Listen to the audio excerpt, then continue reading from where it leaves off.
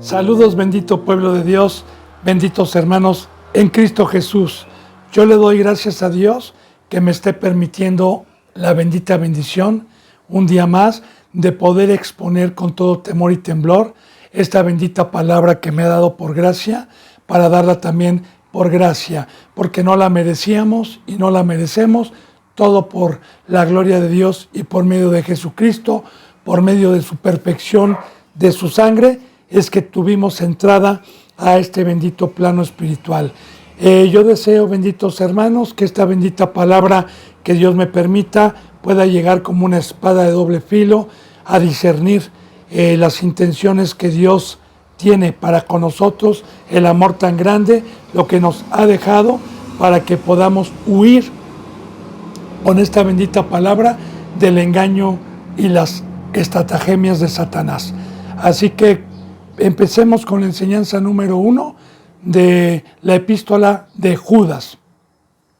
Obviamente no tiene más que un capítulo, Judas, que no dice uno, sino es nada más uno, no tiene dos ni tres, sino uno solo.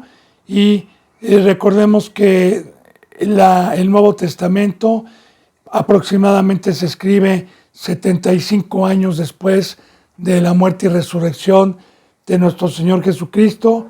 Judas no fue un apóstol.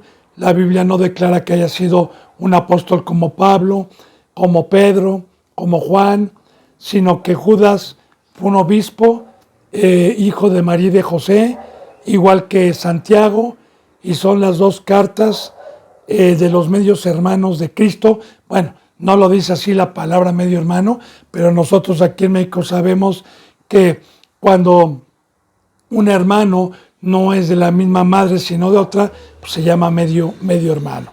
Así que recordemos que Jesús fue engendrado por el Espíritu Santo sin semen. José tuvo con María estos hijos que nacieron también en carne, que nacieron con pecado, que se arrepintieron después. Recuerde que María y José tuvieron 4 hijos y hijas, que en su momento los hermanos de Cristo no creían en él, se burlaban de él, pero después, cuando Jesús murió y resucitó, sus hermanos creyeron, y uno de ellos es Judas, que es el que utiliza a Dios para escribir esta epístola, y también a Santiago. Acuérdese que la palabra es inspirada por Dios, que nunca la profecía fue traída por voluntad humana, sino que todos los hombres que Dios ha dejado aquí en su palabra han sido inspirados por el Espíritu Santo. Así que Judas es uno de ellos, no es palabra de Judas, es palabra de Dios. Y acuérdese, bendito hermano y bendita hermana, que yo le decía ayer que Dios me puso en el corazón esto para poder concordar lo que hemos visto en Primera de Pedro, en Segunda de Pedro, en Primera de Timoteo, Segunda de Timoteo, que va enfocado mucho al engaño, a las iglesias falsas, a estos tiempos que estamos viviendo. Así que empecemos, por favor. Dice en Judas 1, Judas, siervo de Jesucristo y hermano de Jacobo, a los llamados, santificados en Dios Padre y guardados en Jesucristo. Entonces aquí siempre un obispo, apóstol, sea el ministerio que Dios nos ha dado. Recuerde, bendito hermano y bendita hermana, que ya hemos visto que a mí y a cualquiera que ha entendido la palabra, alcanzar la estatura del varón perfecto me hace ser un sirviente, y siendo un discípulo me hace ser más, porque me van a servir, me van a dar amor, me van a dar una atención y me van a dar gracia hasta que alcance una estatura. Así que cuando alcanzamos nosotros la madurez, la forma que el alfarero nos da y él nos pone, nos convertimos en sirvientes de la casa de Dios para servir a Dios. Por eso aquí Judas se presenta como sirviente de Jesucristo. Y recordemos que el que tiene entendimiento sabe que fuimos comprados a un precio muy alto para ser esclavos de Jesucristo y ya no de Satanás. Sirviente de Jesucristo y hermano de Jacob. Claro que Judas tenía muchos hermanos cristianos, pero aquí resalta un hermano en carne que también deja un escrito, el cual es Santiago, que se llamaba Jacob y se conoce hoy como Santiago. A los llamados, fíjese bien a quién va esta carta, no va a cualquier persona, no puede ir a alguien que no ha entrado por la puerta del redil, porque hay muchos que tienen la Biblia, muchas religiones, pero que no han sido llamados ni han sido escogidos. Los llamados son los que se les ha predicado conforme al Evangelio y han tenido la entrada por medio de la muerte, por medio de la crucifixión de Cristo y la resurrección por fe en el bautizo. Entonces, aquí no va como en otras, como en Pedro, que va la palabra a los escogidos, a los sacerdotes, no, aquí va a los discípulos, a los llamados. Fíjese bien, y a los llamados santificados en Dios Padre. Recuerde, la palabra santificado es llamado para consagrar mi vida limpio, que la sangre de Cristo Jesús me limpió, me santificó para entregarme a Dios. Ahora, santificados es que fuimos llamados, participamos de la preciosa sangre de nuestro Señor Jesucristo, el cual nos limpió para traernos la presencia de Dios y en automático, por la fe, santificar nuestras vidas a la obediencia y a un servicio. Santificados en Dios, porque en la presencia de Dios, por medio de todo lo que Dios preparó, por medio de Jesucristo para venir el perdón de los pecados, pues fuimos santificados en Dios Padre en el bautizo y guardados en Jesucristo. Porque Jesús nos trajo esa bendita herencia, que es la presencia del Padre, la cual nos guarda de Satanás, nos guarda del mundo, el pastor que es Cristo Jesús, el Rey de Reyes, que está en medio de la iglesia, nos guarda del siglo y del presente malo, a los que verdaderamente le buscan. Recuerde, como dice Salmos 91, castillo. Es un castillo para nosotros, Dios y Cristo Jesús. Nos guarda, guardados en Jesucristo del diablo, como dice en 1 de Juan, capítulo 5, que los que han sido llamados, que los que han sido engendrados por el Espíritu Santo, el maligno no nos puede tocar, que no practique el pecado y el maligno no nos puede tocar. Entonces recordemos que una vez que somos llamados, una vez que somos santificados en Dios Padre, Dios y Satanás sabe perfectamente bien que aquel que se arrepiente y aquel que es llamado, Satanás ya no lo puede tocar. Sí nos puede atacar con flechas incendiarias, sí puede tratar de engañarnos, claro que sí, pero ya depende de uno. Pero mientras uno crea y mientras uno esté bajo la poderosa mano de Dios, somos guardados de todo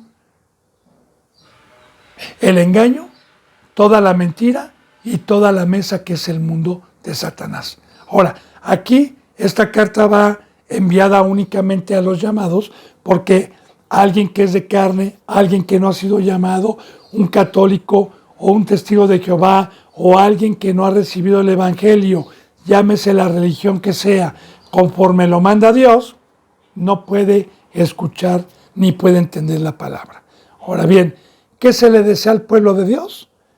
Misericordia, dice en el 2, versículo 2, y paz y amor os sean multiplicados a los llamados.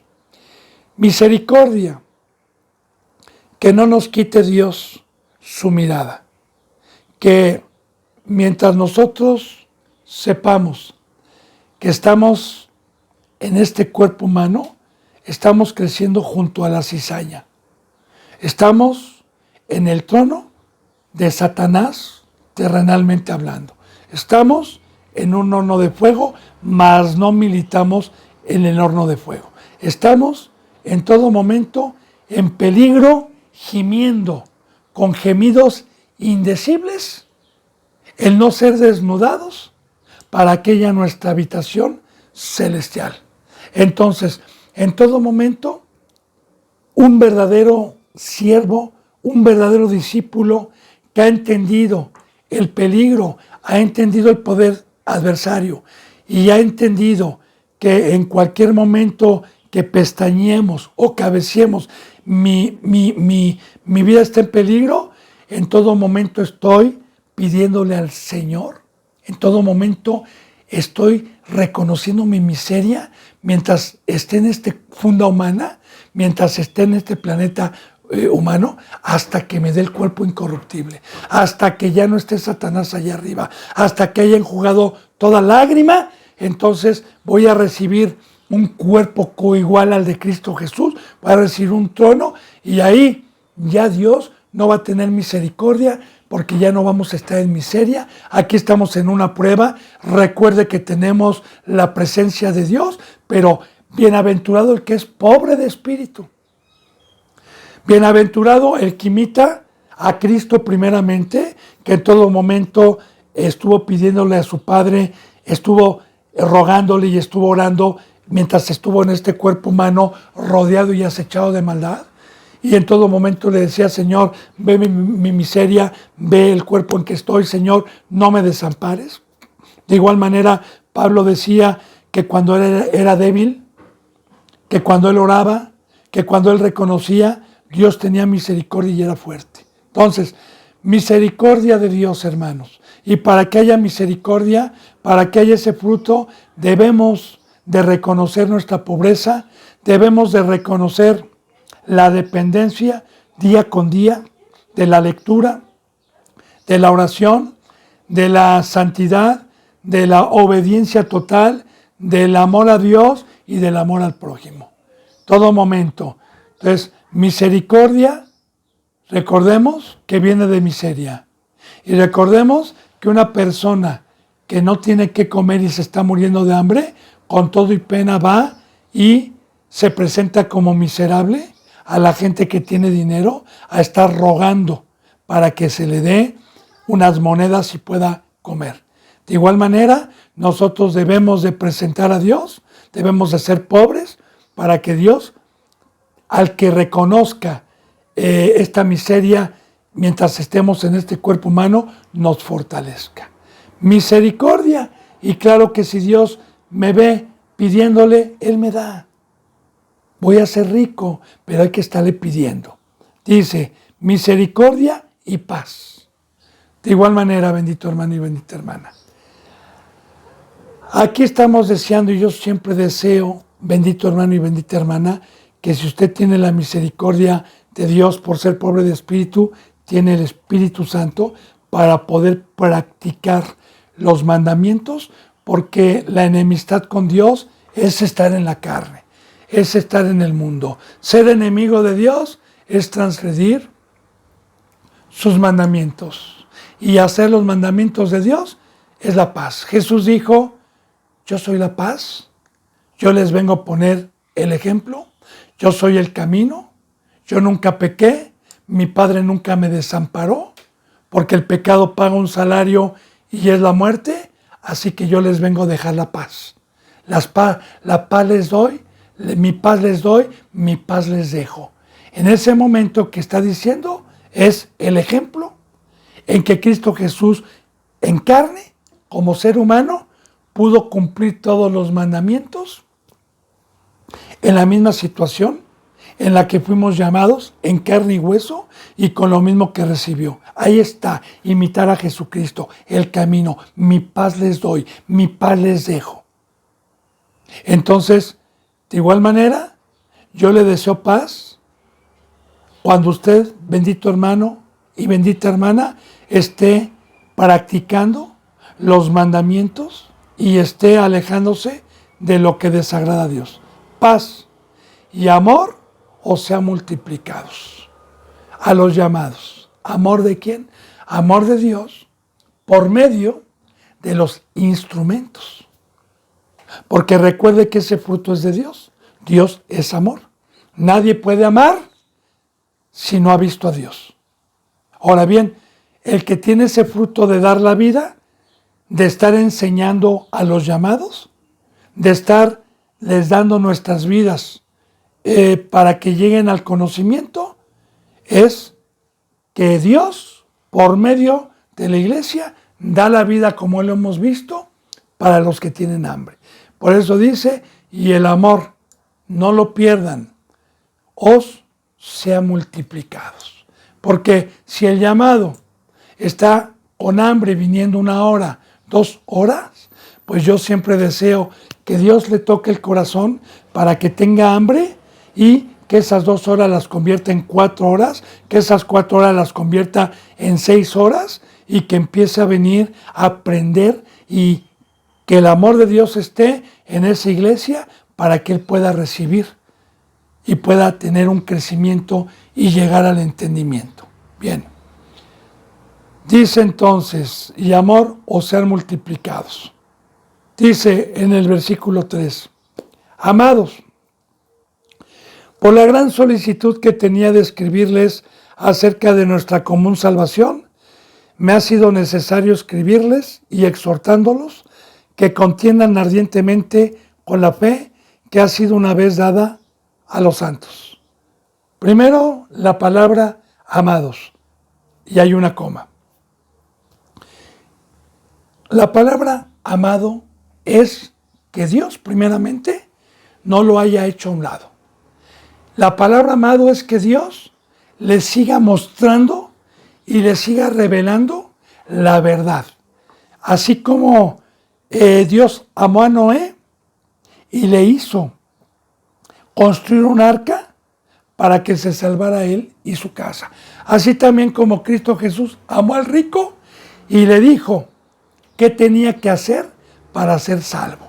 Entonces, el amor es que Dios no nos quite su bendita palabra verdadera, que nos esté indicando el verdadero camino por medio de un instrumento. Y el instrumento que está en la cruz, derramando su vida, como dice en 2 de Corintios 4, porque la muerte actúa en nosotros para que la vida se manifieste en ustedes. Porque por todos lados llevamos la muerte para que la vida esté en ustedes. Está hablando precisamente de una separación total al mundo para poder amar, para poder llevar un verdadero evangelio, una verdadera palabra. Así que en esta epístola o en esta carta de Judas, este pueblo, estos llamados, tenían el amor, tenían todo, tenían la presencia de Dios, tenían una santa iglesia, tenían toda la mesa puesta.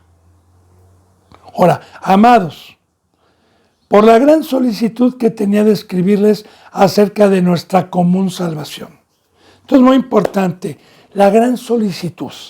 Quiero decirle, bendito hermano y bendita hermana, que cuando Dios está dentro de un instrumento de Él y nos da revelación, lo que nos urge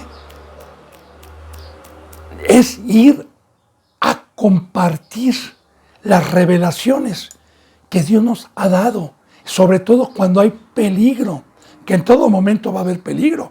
En el camino que Cristo Jesús nos ha dejado, en todo momento, dice la palabra, velar, no pestañeen, porque en todo momento estamos en peligro. Entonces, el representante, el obispo, cuando abre ojos, cuando Dios le muestra el peligro que hay, entonces tenemos la solicitud de ir a avisar, de dar por gracia lo que hemos dado por gracia. Y como el apóstol Pablo también le decía a los corintios, ¿verdad? Me urge verlos para comunicarles algo nuevo, para comunicarles un don nuevo, para comunicarles, como también lo vemos en la segunda epístola de San Juan a la señora elegida. Al final dice, pero tengo muchas cosas que escribirte, pero yo prefiero ir cara a cara para podértelas comunicar. Y esa solicitud de expresar la palabra, de expresar lo que Dios nos ha dado, proviene del Espíritu Santo, proviene de estar en la obra de Dios, proviene de estarnos preocupando en sus negocios, proviene de una mente que está totalmente meditando, que una mente que está día y noche clamando, una mente que está conectada a la cruz, a lo espiritual y ha estimado todo como basura.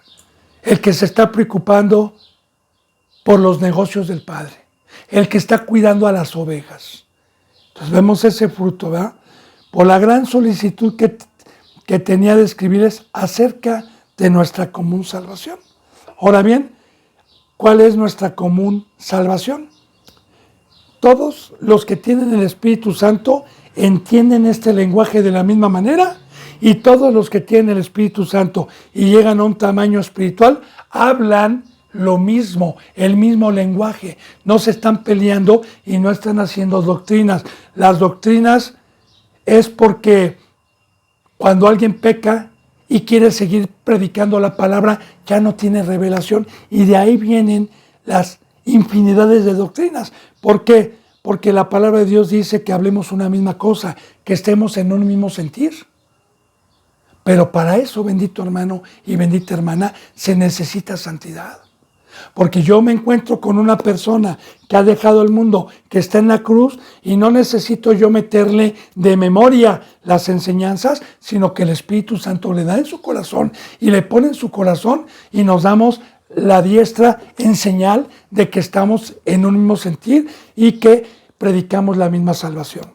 Así de igual manera lo podemos ver en el libro, en la epístola de los Gálatas, cuando Pablo estuvo en manos del alfarero por 13 años, después de que se bautizó, y una vez que tuvo una forma y un crecimiento espiritual, se presentó a los baluartes de la iglesia, que fueron los primeros que caminaron con Cristo, los apóstoles, como Pedro, como Juan y todos ellos. Y cuando Pablo expuso, sin haberlos visto nunca, más que una ocasión, y expuso el Evangelio, le dieron la diestra en señal de que hablaban una misma cosa y que tenían en común la misma salvación. Porque en tener en común esta bendita salvación es que nadie va a poder ver a Dios si no amó al prójimo. Nadie va a poder ir allá arriba si no terminó un discipulado y trabajó en la obra de Dios. Esa es la común salvación. Y común porque a todos los llamados somos participantes de lo mismo, de la misma herencia, de las mismas promesas. Dice entonces acerca de nuestra común salvación. Y claro que también nuestra común salvación es estar despiertos, es estar al pendiente, es estar alertas como lo vamos a hacer. Dice, me ha sido necesario por nuestra común salvación, para que no se pierdan, para que no los arrebate Satanás también. Me ha sido necesario escribirles y exhortándolos. Ya vimos la vez pasada lo que es exhortar, enseñar con paciencia. Los mandamientos para que los cumplan, exhortándoles que contiendan ardientemente por la fe que ha sido una vez dada a los santos. Ahora, vamos a meditar. Si nosotros en Timoteo vimos que el siervo de Dios no debe ser contencioso, de igual manera hay una profecía en Cristo Jesús, en Mateo, en donde Isaías dijo que cuando viniera el siervo de Dios, que es Cristo, no iba a ser contencioso. Pero bien, ¿con quién no voy a ser contencioso y qué es la palabra contender? Contender es siempre con la enseñanza de Dios, a los que se oponen, a los que predican y son enemigos de la cruz. Son amigos del mundo y de las tinieblas, pero quieren tener a dos señores. Quieren la salvación, quieren a Dios, pero también quieren el becerro de oro. Entonces, iglesias tibias. Bien, nosotros no vamos a contender con los que practican el pecado y con los que ya están por Dios inscritos y borrados en el libro de la vida. Que alguna ocasión sus nombres fueron inscritos, pero por practicar el pecado y porque se les exhortó alguna vez y fueron necios, fueron borrados ya definitivamente, y Dios los dejó con un espíritu de confusión, para que crean en la mentira. Pero ¿por quién voy a contender? Voy a contender ardientemente con los que todavía puedan tener salvación, por los que me quieran estar arrebatando, por los llamados, por las ovejitas que llegan y me digan, es que allá me dijeron, hermano, que sí puedo dejar esto, que no deje esto, que sí lo puedo hacer y yo creo en esto. Entonces, contender ardientemente es sacar la ley y contradecir la mentira de Satanás que le metieron o le están tratando de meter por estratagema y engaño de los hombres. Y contender ardientemente es con el fuego de Dios, porque yo no puedo sacar la espada, yo no puedo abrir la boca de Dios si no tengo a Dios adentro, porque el que habla por medio de un verdadero siervo es el Espíritu Santo de Dios. A que contiendan con lo que se les ha enseñado, a que no se dejen rascar el oído, como lo vimos en Timoteo, ¿verdad? Pero vendrán tiempos peligrosos y se amontonarán maestros para rascar el oído según las concupiscencias de cada uno. Entonces, la ovejita, a los llamados, el discípulo, tiene la obligación de lo poco, según el tiempo que ha estado en la enseñanza, o lo mucho que ha aprendido, y llegue a alguien con trajecito, ¿verdad? Con cara de apariencia de piedad y con lobo rapaz adentro, a tratarle de engañar y a tratarle de decir, el mandamiento de Dios es decir, no. A mí me enseñó Dios y yo lo leí y dije amén. Y lo que usted dice no viene en la Biblia. Sea cualquier estratagema y cualquier engaño por el cual Satanás venga por este instrumento a quererlo arrebatar. Ahora, claro que si eso lo dice a los discípulos, más a los ministros. Contender ardientemente y contradecir a los que se oponen por si quizás Dios les conceda tocarles su corazón y arrepentirse. Entonces, contender es contradecir con la boca de Dios. Y eso es la guerra que tenemos. Esas son las espadas. Espiritualmente hablando.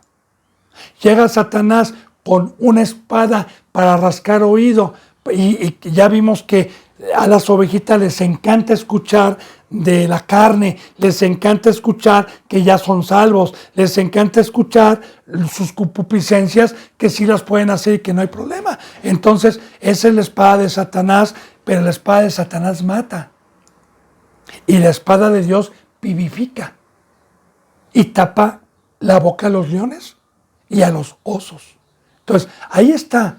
Contender ardientemente es contradecir cualquier doctrina que se levante en contra del verbo y blasfeme contra el Espíritu Santo de Dios. Y contender es un mandamiento que nos está exhortando. Por la fe, que contendamos ardientemente por la fe. Y claro, recuerde que este pacto es de fe. Recuerde que este pacto es vida eterna a los santos, a los que trabajaron, a los que no militaron, a los que padecieron, a los que estuvieron en la cruz. Entonces, a mí llegan y me dicen, no es cierto que pierdes la salvación, sáquese, porque yo por fe ando, no por vista. Porque el pecado paga un salario, así que contiendo ardientemente por la esperanza viva que tenemos de la vida eterna. Contender ardientemente por la fe que ha sido una vez dada a los santos. Porque en el momento que Cristo Jesús vino, desde el primer momento que vino a darme el Evangelio que yo escuché la primera vez de Cristo Jesús, es que era un pecador, es que había un juicio, es que iba a haber lago de fuego y vida eterna. Y que si yo moría y me separaba y era obediente y no lo traicionaba y era fiel, iba a tener vida eterna y me fue dada una sola vez. Porque una sola vez, cuando llegó Cristo Jesús con el Evangelio, creí, tomé mi cruz, me bauticé y me entregué a Dios. No hay necesidad de que me estén diciendo 2, 4, 20 veces, porque el que entendió, lo deja, guarda en su corazón este pacto. Y así nos diseñó Dios, para que no se nos olvide, para que cuando pongamos atención al Evangelio, el pacto quede en nuestros corazones y nosotros lo firmamos cuando dijimos, sí nos entregamos a Cristo. Bien, ahora, por la fe que ha sido una vez dada a los santos. Porque esta fe, solamente esta promesa es dada a los que fuimos limpiados por la sangre de Cristo Jesús. Porque la palabra es santo, ya le dije, también es consagrado, santificado, santo, que es lo mismo, es consagrado, pero santo también es sin pecado, sin mancha. Ahora, una vez que yo vine como una ramera, manchado, muerto, y Jesús me limpió y me puso mi vestido, pues me fue dada esta promesa por la cual lo dejé todo, por la cual tomé mi cruz, como vivir una vida con esperanza, una vida con propósito, es vivir una vida plena, porque vivir una vida a corto plazo, como viven los seres humanos, pues es que se desgarran por tratar de ser feliz aquí, se desgarran por tener aquí un poder, porque no saben que hay una vida después de esta. Así que esta bendita fe que nos ha sido dada es la vida eterna, bendito hermano y bendita hermana, sabiendo que somos gente de paso. Dice, ¿por qué vamos a contender ardientemente? Y aquí otra vez está la profecía bíblica, porque la palabra es hoy para nosotros. Porque algunos hombres han entrado encubiertamente, los que desde antes habían sido destinados para esta condenación. Hombres impíos que convierten en libertinaje la gracia de nuestro Dios y niegan a Dios, el único soberano, y a nuestro Señor Jesucristo. En Timoteo dice, se amontonarán. Aquí, en aquel entonces, estaban entrando ya en esa época algunos hombres. Pero recuerde, hoy ya no son algunos. Hoy, según Timoteo, se han amontonado. En aquel entonces ya había oposición, siempre ha habido oposición. Desde que Cristo Jesús llegó, oposición con los que se creen doctores de la ley, pero que aman las tinieblas, que hablan las concupiscencias, que aman el dinero. Sabemos de quién hablamos, fariseos, saduceos y escribas. Como hoy también hay muchísimos de estos, que tuercen las escrituras. Ahora, aquí, en aquel entonces, ahorita yo le digo, hay montones, porque algunos hombres han entrado encubiertamente. ¿A dónde han entrado? A querer entrar a la casa de Dios, a querer entrar a las congregaciones. ¿Y qué es encubiertamente? Que Dios no les ha quitado el velo, no les ha quitado la cubierta. Mira, hermano y hermana, en el primer pacto, en el templo, que fue como una sombra, que fue el que construyó Nehemías y Esdras, el segundo templo, había un velo donde estaba el arca, donde estaba Dios, y nadie podía entrar, más que el sumo sacerdote, pero el pueblo no podía entrar, ni los sacerdotes. Ahora bien, cuando Jesús derrama su sangre y muere por los pecadores y dice, exhumado es, se rasga ese velo, esa cubierta, que no permitía tener una comunión personal con Dios. Y entonces viene la profecía en donde se cumple que Dios y el Espíritu va a ser derramado en toda carne. ¿Para qué? Para hacernos saber las cosas espirituales y entender este lenguaje. Así como lo dice en Primera de Corintios también. Dice así, lo que ojo no vio, lo que oído nunca oyó, lo que no han subido al corazón del hombre, son las que Dios ha preparado para los que le aman. Porque el Espíritu todo lo escudriña. Y el Espíritu es el que nos da el entendimiento. Así que yo peco, se me quita el Espíritu y se me pone una cubierta que son tinieblas. Obscuridad para que no pueda ver. Por eso Jesús les decía a los fariseos, estos son ciegos guiando a ciegos.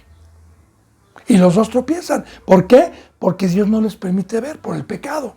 Porque tienen una cubierta. Entonces, estos tuvieron una vez iluminación. Una vez estuvieron en la verdad. Pero fíjese bien, siguen y se aferran queriendo ser doctores de la ley. Y entran a las congregaciones con una cubierta, porque nada saben. Entran encubiertamente, dice, los que desde antes habían sido destinados para esta condenación. Ahora voy a explicar bien esto. ¿Cómo que Dios sabe si me voy a salvar o no me voy a salvar? ¿Cómo que fui llamado y Dios sabe ya desde que fui llamado si fui llamado para una condenación? No, le voy a explicar bien. Y vamos a poner un ejemplo de Judas. Cuando Cristo Jesús termina su ministerio, le dice al Padre, Padre, exhumado es y no he perdido a nadie de los que me diste, Señor. Los he guardado. Únicamente se perdió el que está escrito. Fíjense, el que está escrito, el hijo de perdición, el que está escrito. Ahora bien, ¿cuál es el simbolismo que esto tiene? Muy bien, la bendita palabra de Dios está escrita que el pecado paga un salario de la muerte, que aquel que es llamado y en el proceso peque, o aquel que fue escogido y como ministro peque, está escrito para una condenación, está escrito para que Dios lo regrese al mundo, está escrito para que Dios lo regrese a la cautividad, está escrito para que esté muerto y separado de Dios. Y cada uno se hace acreedor o de la libertad o de la condenación. Cada uno tiene un libre albedrío en donde decide escoger la maldición o la bendición. Ahora, yo escojo ser infiel a Dios. Bueno, pues está escrita mi condenación. Por eso aquí dice, ¿verdad? Porque algunos hombres han entrado encubiertamente, los que desde antes habían sido destinados para esta condenación. Dice, hombres impíos. Y aquí está ya la respuesta. Ahora, Dios nos ha dado voluntad. Recuerde lo que vimos en Timoteo. Esto es bueno y agradable delante de Dios, nuestro Salvador, el cual quiere que todos los hombres sean salvos. No dice que todos los hombres se pierdan. No, dice que todos quiere Dios que sean salvos. Pero ya depende de la voluntad propia, del libre albedrío, de la incredulidad o de la credulidad que Dios nos pone en el corazón. Ya depende de cada uno, ¿sí? De creer o no creer. Ahora, la palabra impío es haber recibido el pacto y con conocimiento de los mandamientos transgredir la ley de Dios, como Eva, como Adán, que con conocimiento, por las concupiscencias de la carne, por el engaño de Satanás, por querer ser como Dios, pues fueron hombres impíos que aún sabiendo, como dijo Eva, no, porque el día que comamos de este árbol ciertamente morirás, y los hombres que entran encubiertamente a querer engañar, te dicen, no es cierto que vas a morir, sino que sabe Dios que el día que tú me hagas caso a estas prédicas, vas a ser como Dios, vas a ser un rey aquí, vas a tener dinero, vas a tener todo, y eso le gusta escuchar a la gente. Bien, entonces, este tipo de impíos, este tipo de gente que traicionó a Dios, es utilizada por el demonio, y nosotros tenemos el mandamiento de contender ardientemente y de taparles la boca cuando lleguen a querer arrebatar a las ovejas. Esto no quiere decir que yo me esté metiendo a cada congregación. No, porque eso ni hacía Cristo ni nadie lo hacía, sino que cuando quieran venir a tratar de engañar a las ovejitas que Dios me ha encargado, o también que tratarme de engañar a mí, entonces ardientemente contienda, porque estos tienen un fruto de impiedad. Y ese es el fruto que tienen, y la espada, el verbo que tienen es engañoso, tienen al diablo. Dice entonces, hombres impíos, y fíjese bien cuál es el fruto, que convierten en libertinaje la gracia de nuestro Señor Dios. El libertinaje es un pecado muy grave. Porque el libertinaje es regresar al mundo, es las concupiscencias, es los ídolos que teníamos antes, y decir que no te pasa absolutamente nada, que no hay ningún problema. Ahora, convierten, fíjense, en libertinaje, convierten a una ovejita de ser un ser espiritual, lo convierten en carne. Son asesinos. Recuerde que dice la palabra, ustedes son de vuestro padre el diablo, porque los deseos de vuestro padre queréis hacer. Él ha sido homicida desde el principio.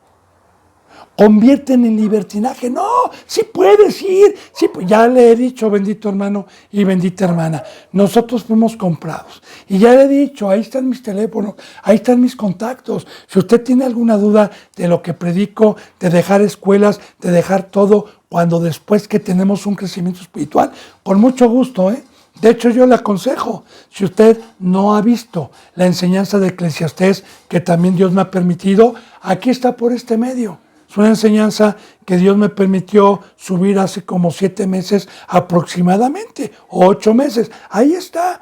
Le recomiendo, porque en todo Eclesiastés, en el Antiguo Testamento, que es una sombra, nos quita el velo y nos dice que el planeta Tierra es una prueba, que somos peregrinos, que somos extranjeros, que somos gente de paso, que aprovechemos bien el tiempo, que el tiempo que nos dio Dios es como humo, es como una flor que se ve su gloria y luego se seca, que no durmamos, que es más vale perro vivo que león muerto, que aquí hagamos frutos dignos de arrepentimiento y estimemos todo como basura, tomemos nuestra cruz por el conocimiento de aquel, que amemos a Dios y entreguemos nuestras vidas. Ahora, estos convierten en libertinaje, estos vienen y te dicen, no hay problema, 6 días trabaja y el 7º adora a Dios. Sí, los de domingo, los de 3 veces a la semana. Y igual, hermano, los que creen que por dar 1 hora diario por teléfono se van a salvar, mangotes. Den su vida. Y si tienen casa, agarren y metan gente y den su vida y dejen sus malditos negocios. Para dar la vida, claro que Dios provee. Bendito hermano, esto ha hablado de los ministros. Porque nosotros contenemos, aquí no doy nombres. Que le quede el saco a quien se lo ponga, pero Dios va a juzgar. Bienaventurado el que tiene oídos y entiende la palabra. Entonces, estos se dedican, y hay muchos, recuerde, hay muchos que convierten. Cristo Jesús nos vino a convertir a un ser espiritual, nos vino a convertir en un ser de amor, nos vino a convertir en un ser de tener el fruto de Dios, y estos vienen y nos convierten otra vez al mundo, nos convierten a tener la imagen del diablo. Convierten en libertinaje la gracia, la presencia que con el sufrimiento y con la cruz nos trajo Cristo gratuitamente. La presencia de Dios, la luz, Dios con nosotros. El pecado paga un salario. Y si yo me dejo y escucho libertinaje, ok, me convierten en carne y se me sale el espíritu. Convierten en libertinaje la gracia de nuestro Señor Dios y niegan a Dios, el único soberano, y a nuestro Señor Jesucristo. Y usted va a decir, no, pues no lo niegan, oiga, yo entro a una congregación y dicen, Jehová, viva, alabado sea Dios, alabado sea Cristo. No, eso no es negar. Eso es, este labio me honra de labios para afuera, pero su corazón está lejos de mí. Negar a Dios es que me dé una orden, que me dé un pacto, que haya venido a comprarme y que yo haga lo contrario. Eso es negar a Dios y negar a Cristo Jesús. No decir soy cristiano, creo en Dios, creo en Cristo, creo en una vida eterna, creo en un lago de fuego, pero lo estoy negando con mis hechos. Dice como dice la palabra de Dios, y yo siempre se la voy a repetir. Muéstrame tu cristianismo. Sin obras, sin estar en la cruz. Muéstrame tu cristianismo en el mundo y yo te voy a mostrar mi cristianismo en la cruz, diferente a ti. Diferente totalmente a como tú vives todos los días. Y yo te voy a mostrar mi cristianismo y el poder de Dios. Entonces, estos son los que no han convertido la gracia de Dios en libertinaje. Y por sus frutos los conoceréis. Entonces, ¿qué es negar a Dios? Negar a Dios es que me rasquen el oído, que venga y escucha a estos, que ya le dije que al hombre le encanta escuchar. Le encanta escuchar la carne, le encanta escuchar el pecado, le encanta escuchar que le rasquen según sus concupiscencias y los engañan porque estos vienen con cara de piedad y Satanás es astuto y se la creen. Y ahí se quedan, hermano. Ahora, recuerde, contiendan ardientemente por la fe. No se dejen engañar.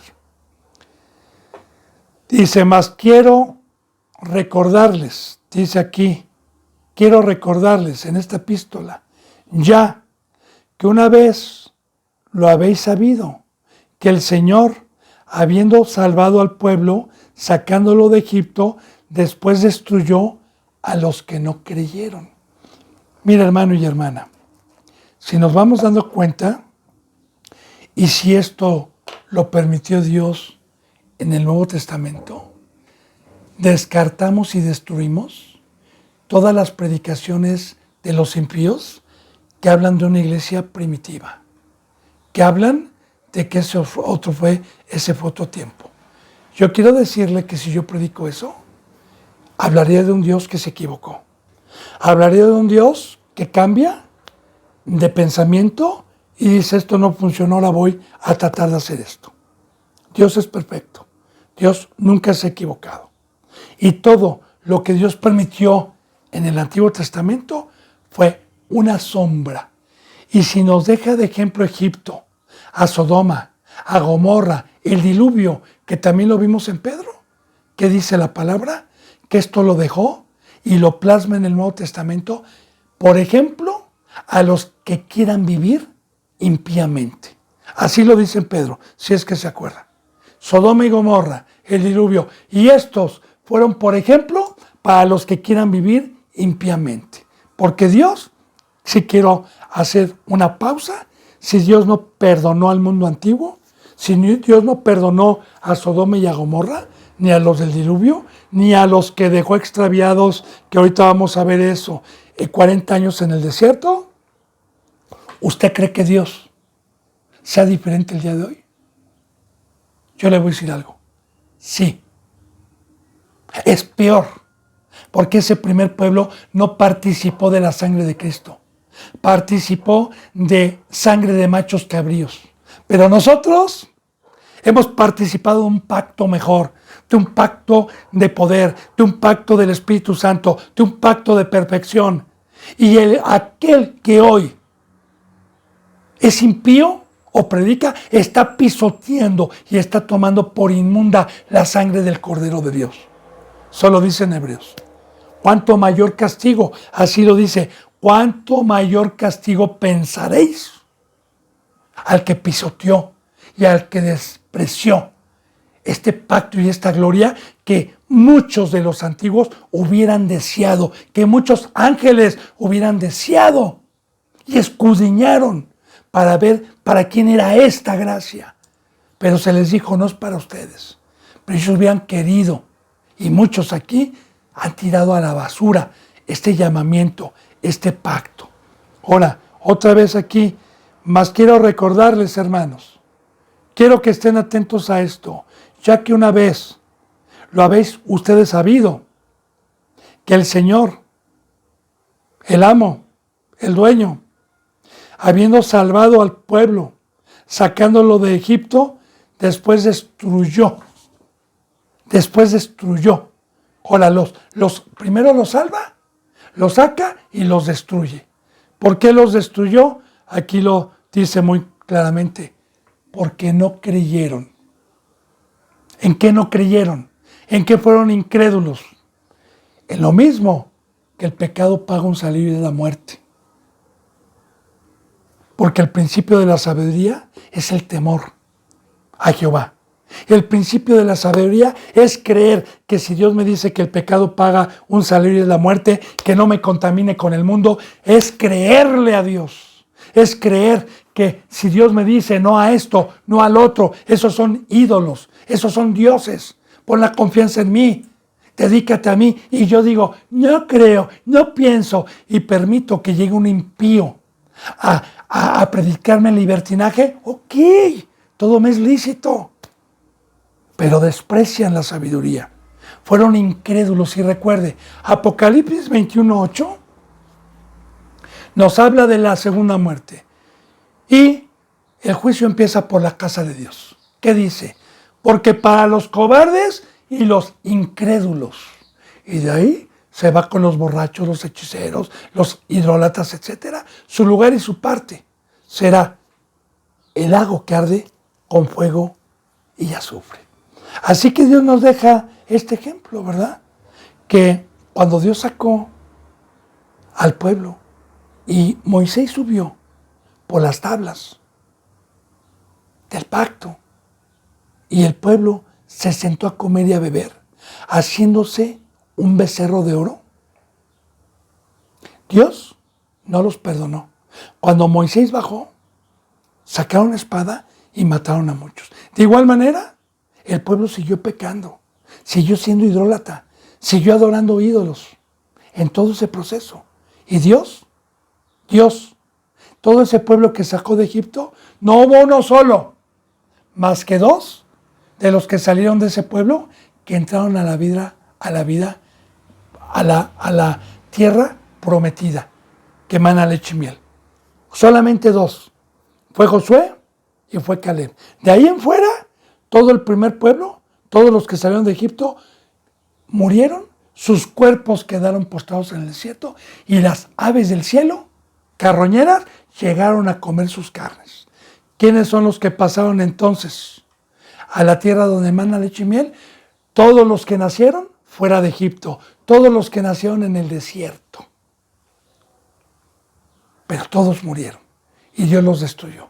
Y todo tiene simbolismo, porque hoy el desierto significa el mundo.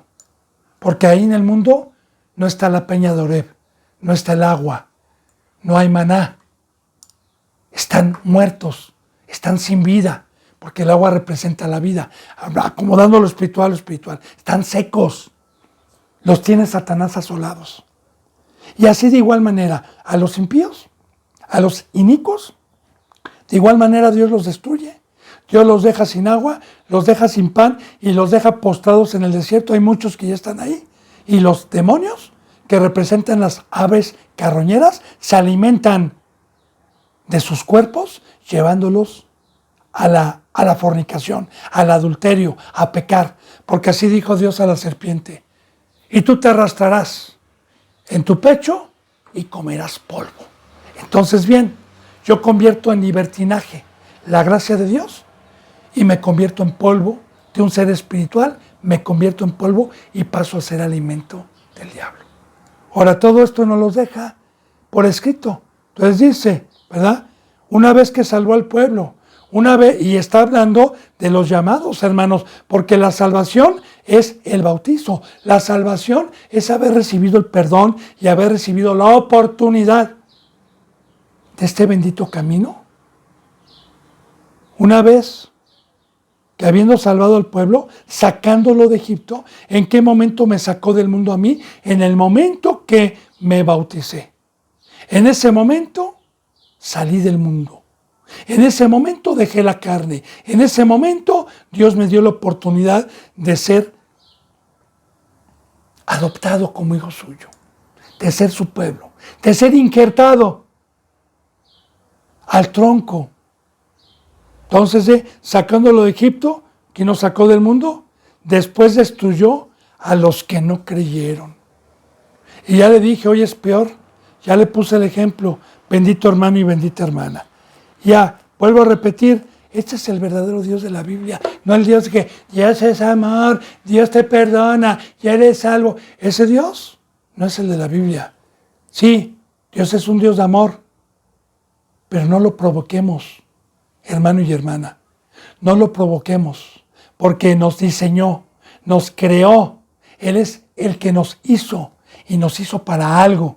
Y el que no funciona y el que no quiere hacer para lo que lo hizo, pues Dios mismo lo destruye con justa razón, porque Dios es justo. Porque si yo soy un ingeniero y hago algo para que me dé un servicio en mi casa, ¿verdad? En este caso, si hago una licuadora para que muela los productos y para que yo pueda comer, y esa licuadora, cuando la pongo a funcionar, no muele, no me funciona, la desecho, la tiro, no me sirve.